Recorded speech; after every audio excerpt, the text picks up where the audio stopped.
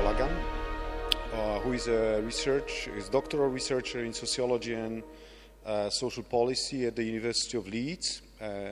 But we know Bolaji quite well since he was an associate lecturer of the Leverhulme Trust visiting fellow at the Department of European Studies at our university and stayed with us for a year. His research interests cover sociological areas around the issues of race, post-communist racism, blackness, and racialization in Poland. And his works appeared, among others, in journals such as Ethnic and Racial Studies and the Baltic Worlds. In addition, Bolaji's journalistic pieces have appeared in non-academic platforms such as Sociological Review blog, Open Democracy, and Discover Society. Bolaji is a member of the Center for Ethnicity and Racism Studies at the University of Leeds, and he's going to talk about rerouting racial microaggressions the Polish way. Bolaji? Thank you, everybody, for coming to listen to this discussion. I think I can as well go home now because Christoph and Alex, they've already done most of the things that I'm about to talk about. They both had a very, very robust argument, which is quite interesting, and it's going to be really difficult for me to actually top what they've actually done. But I've got a very, very modest, very simple and straightforward argument. I'm going to be drawing on some of the things they've actually talked about, as well as some of the things that Alan mentioned earlier on in his presentation. So I hope it's going to be anything of interest to you. So what I'm going to talk about today is actually very, very simple and very straightforward. I'm going to talk about the work I've been doing with Conrad in the last, actually between last year and early this year. Also, I'm going to be looking at the kind of theory that those works actually based on. I'll give you some examples of how those theories actually played out, in the kind of Polish examples, and the people that I've been speaking to up and down the country when I was here, what their opinions, what are their experiences in terms of race and racialization in the Polish context. So I hope it will be of anything interest to you. So quickly, I will just tell you about this project that I've been doing with Conrad. So what happened was last year, I came here to stay here for a year, and I traveled around Poland, speaking to people from black community. Roughly in Poland, there are just not even up to 3,000 people of color in Poland. So they're scattered everywhere, as probably I'm going to show you in a bit. And most of the people that we know of people of color, they're actually mainly from Nigeria, South Africa, and Cameroon. We also know that they are mainly in Warsaw, in Łódź, and part of them actually here in Krakow, and the rest, they are everywhere else in Poland. Also, what we know about these people, their legal status, what really, really interests me about this in particular is we know that some of them, they are here temporarily, and very few of them actually, they are here on a permanent basis. What is particularly interesting to me, which is sort of like speaks directly to what Christoph mentioned before, if you look at their status, so here, it's quite interesting, and this is actually to a rate state, something like a refugee status. It's very, very, very low, which is very contradictory to the rhetoric that you tend to hear around in this country. So there's something not exactly right in what is actually going on here. Also, we know that most of these people, they are actually men, and we know they are between the age of 41, mainly age 21 to 40, a very, very active, working population. Actually, when I travel around the country speaking to these people, I mean, before I came, actually, I was thinking, what sort of work will these people be doing? They probably will be living on benefits, or they'll be living on some sort of state funding from European Union. I was very surprised. I mean, when I must have spoken to almost 40 and actually they are all in employment. Now, the ones that are not in employment, they're in full-time education that are actually being funded from their countries where they've actually come from, or partly part of the European Union funding. So no one has actually told me that they're actually funded by the Polish state or anything like that. And obviously, benefit is not even anything that they are entitled to. So what I really want to look at in my discussion today is one of the themes that actually occurred in my discussion with these people when I look at the analysis of the data that we collected. I look at something we called racial microaggression. When we look at racial microaggression, it's quite interesting. It's a way of talking about how the dominant group treat or speak about the less dominant group. And then I actually look at racial microaggression, looking at what Perez-Hoover and Solonaso talked about racial microaggression. There is a big thing about this thing, because when we talk about racial microaggression, we often define racial microaggression as something an individual does to another individual. So looking at this diagram, there's a lot to racial microaggression. There is microaggression on its own, which is a kind of a force between two individuals without any racial implication.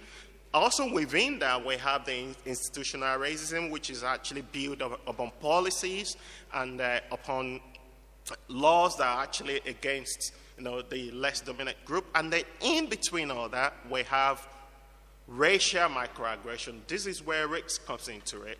Racial microaggression, then, when I look closely at this structure, then I started thinking, there's something more to racial microaggression. This is not just about an individual talking about another individual who is of a particular or different race.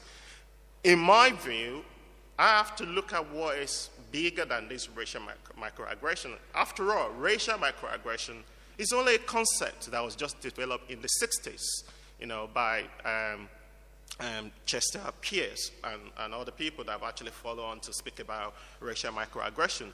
In my view, racial microaggression goes deeper than what we think it is, than somebody just call people names on the street.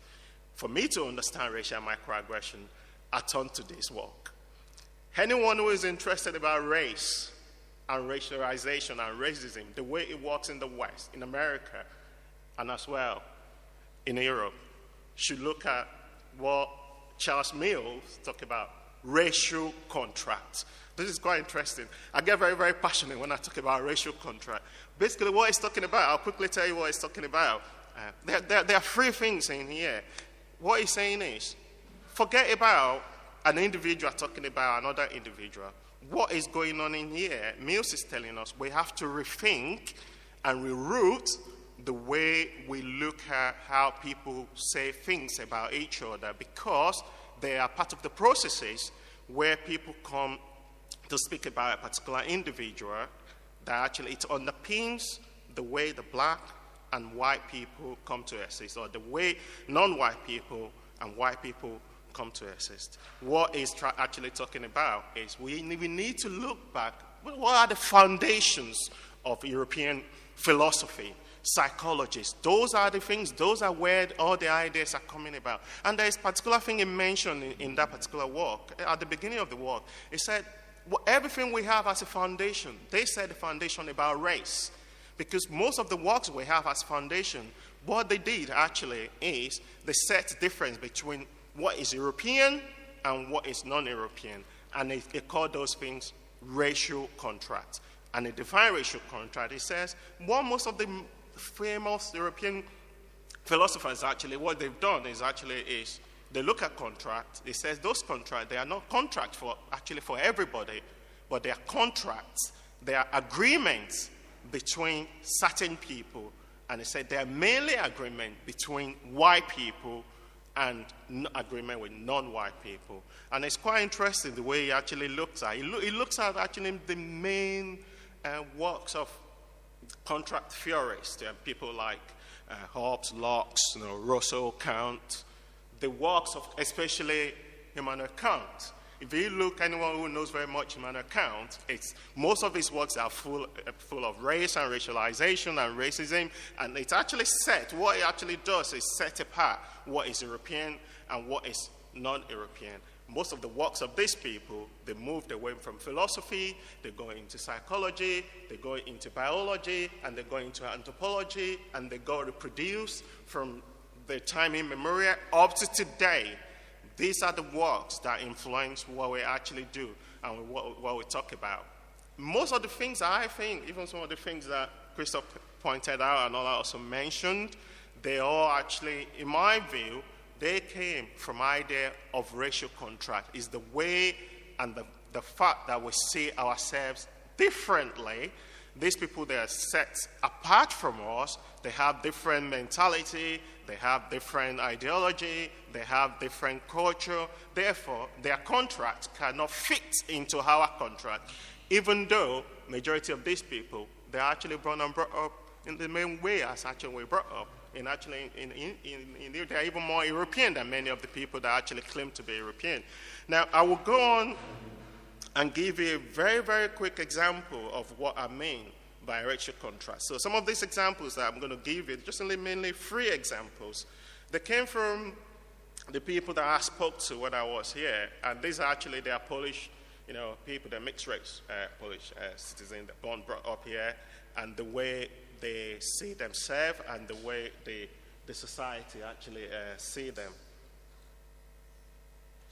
Now, this is came up from a conversation with Maya, and this is what Maya actually told me.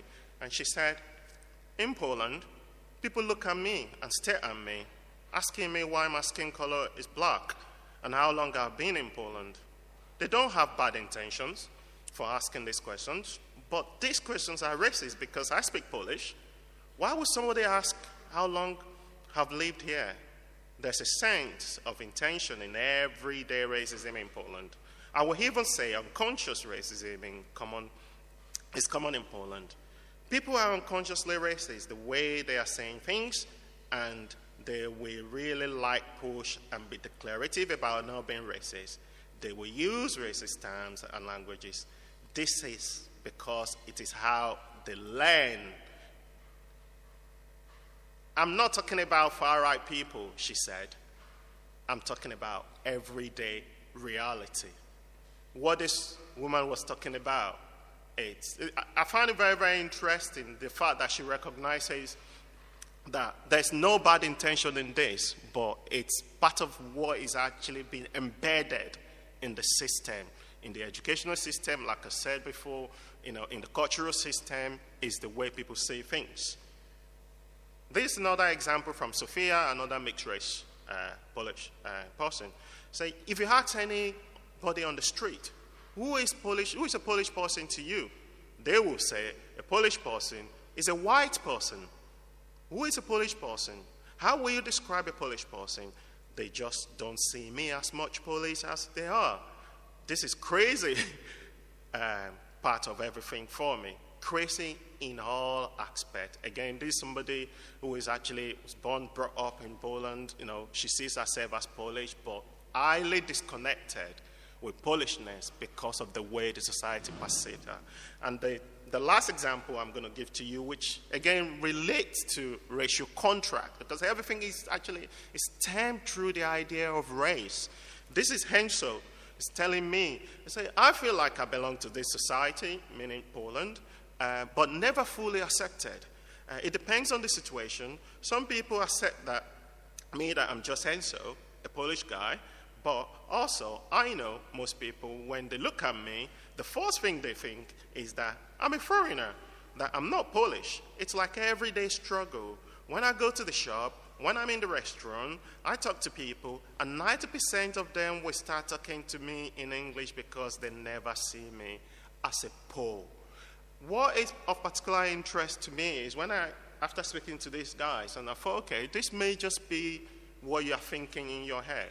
As part of the study I conducted with Conrad, we also did a survey of over 200 people across the cities in Poland.